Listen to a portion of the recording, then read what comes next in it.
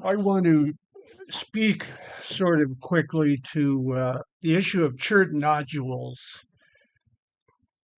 and also the so-called sponges, whatever they are, that are seen in limestone like this.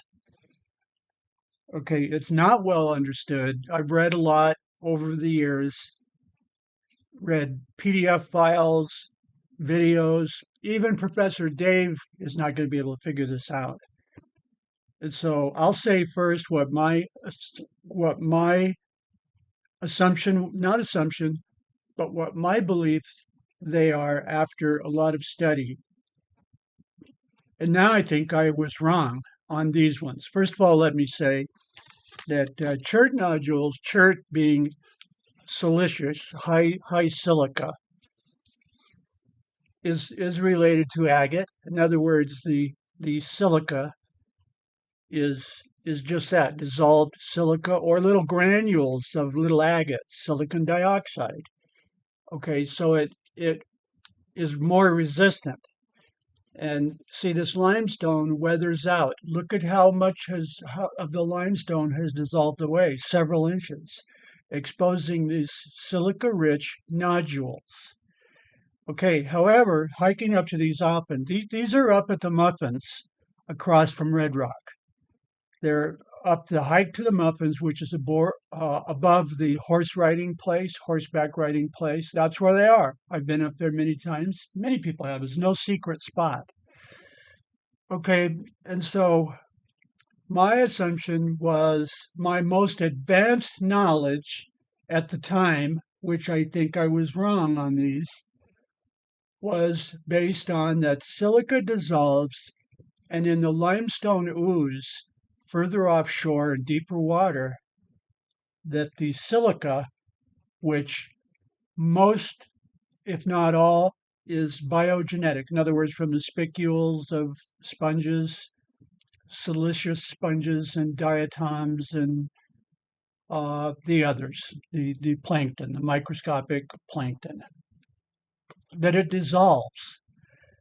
And it gets into the ooze, it's in the ooze, but then the silica coalesces in the colloidal ooze.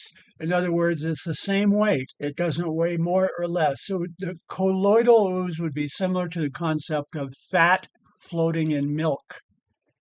Fat in milk that's been homogenized is colloidal. That's the concept of colloidal. Okay, so that over hundreds of thousands or millions of years in this ooze, this silica attracts to itself and forms these formations that you see, that they're not sponges, that it is a collection of the silica, where the silica, for whatever reason, is attracted to itself like crystals.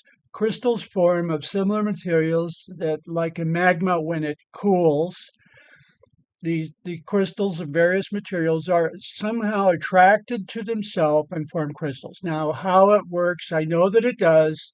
I don't understand the science of why are these things attracted to themselves in this material. But so here you have these nodules of this in this jelly ooze, and these materials here that would be jelly at the time, not stones like this, they would be jelly in this colloidal ooze. Okay, not on the surface, but within this ooze. See them? See how they're not on the surface. Picture the surface of the bottom of the ocean and this ooze down in more calmer waters, deeper waters that forms ooze, where you could stick your hand down into it. I've done it diving. You could stick your hand down in it. Your hand just goes right in. It's ooze. Okay. However, more recently during these hikes, including just a few days ago, I've noticed that these CHERT nodules that I thought had come out like jelly of silica, dissolved jelly, they have layers. Now I believe they're bryozoans, but not bryozoans on the surface, which there most certainly were bryozoans on the surface, and there are now in real life. What I'm suggesting is possible that these stromatolitic life forms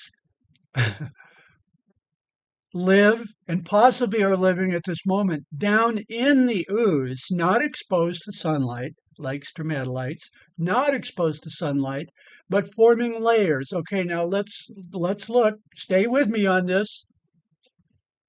Let's look. I'll go through a series of pictures, and I like using this format because I can jump around and do as I please, as opposed to one video where you make one mistake, you have to redo it.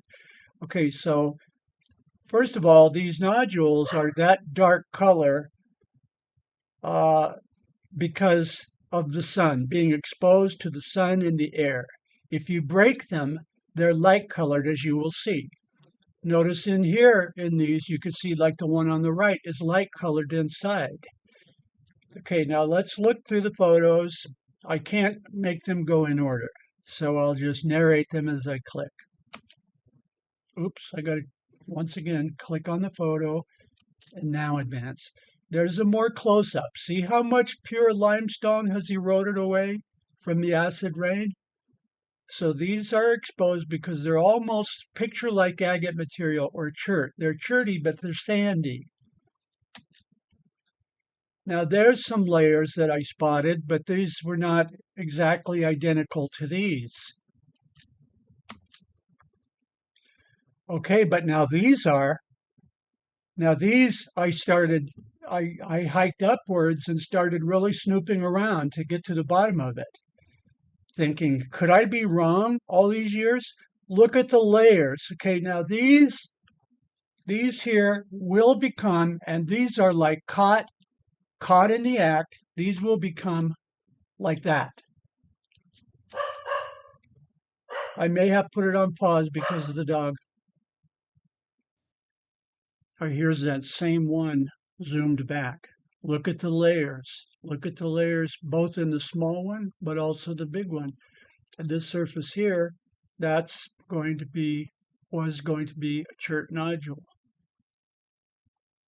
The surface, sometimes I see little marks in them, almost like you would see in a bryozoan or a sponge.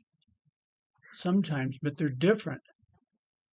Now there's one that when they're freshly broken, they won't be this color. They'll be that color.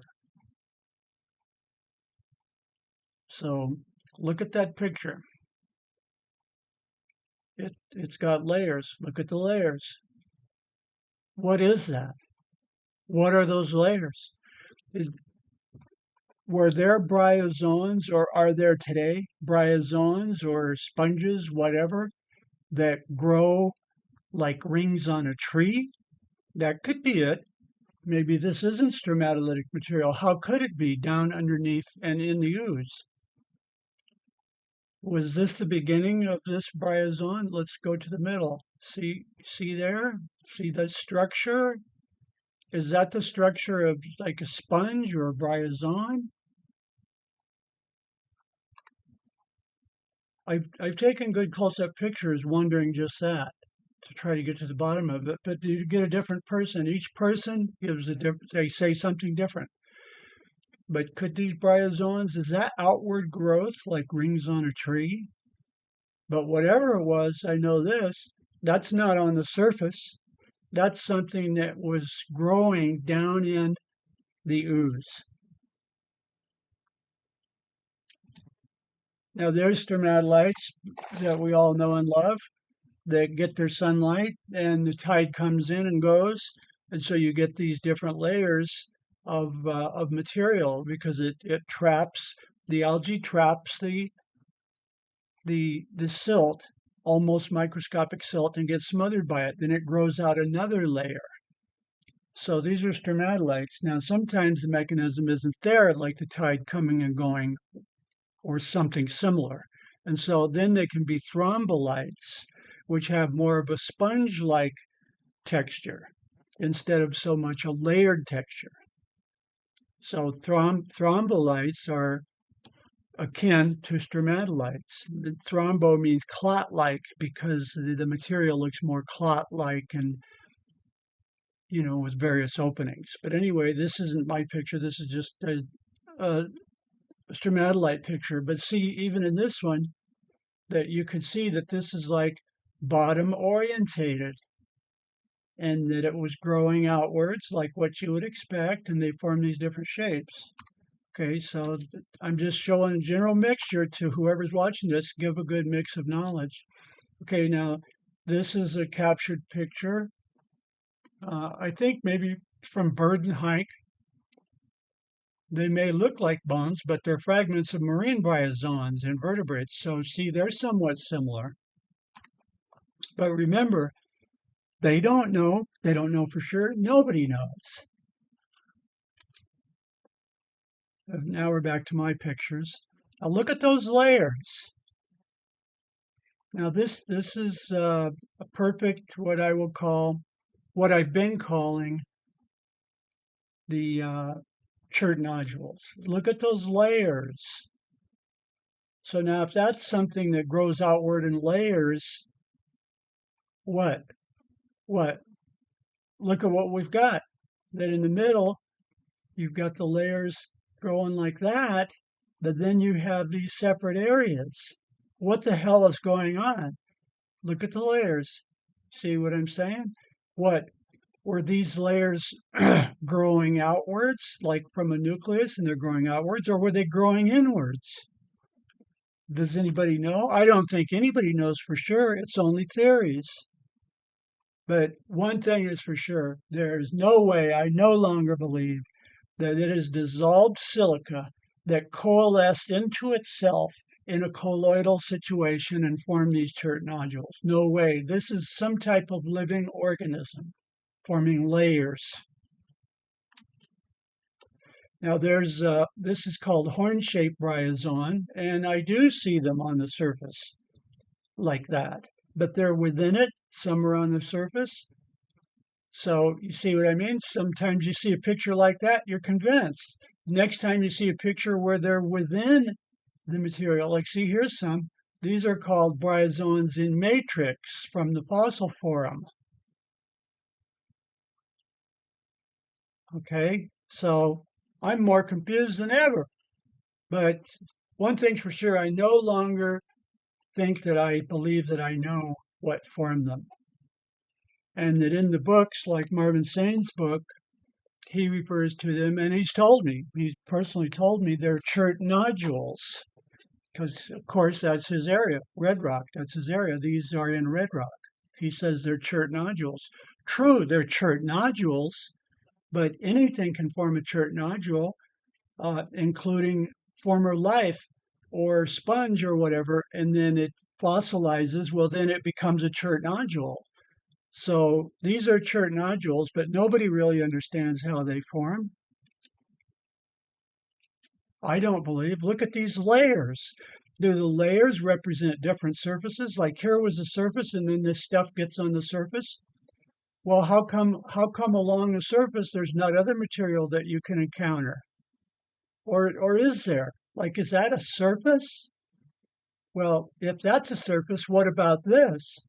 Well, are these surfaces? I don't see anything going along there. What the hell is it? Does anybody know? Look at this line here, and look at this line here, and look at this line here. What the hell is going on?